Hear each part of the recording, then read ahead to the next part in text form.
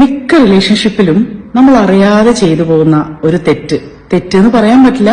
നമ്മുടെ സൈഡിൽ നിന്ന് അത് നമ്മൾ സ്നേഹം കൊണ്ട് ചെയ്യുന്നതാ. പക്ഷെ പങ്കാളിക്ക് അത് വളരെയധികം ബുദ്ധിമുട്ടാണ്. അത് ബാക്ക് ഫയർ ചെയ്യുന്നത്. എന്താണെന്നറിയോ?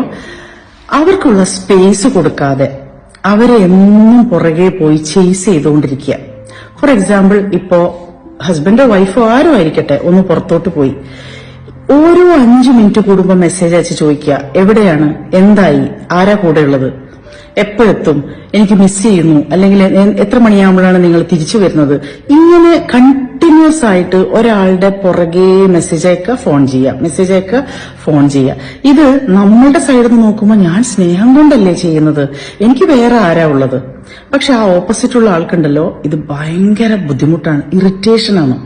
ഒരു കൂടിയിരിക്കുന്ന ഒരു ഫ്രണ്ട്സിന്റെ കൂട്ടത്തില് അവരുടെ പങ്കാളി മാത്രം ഫോൺ ചെയ്യുക,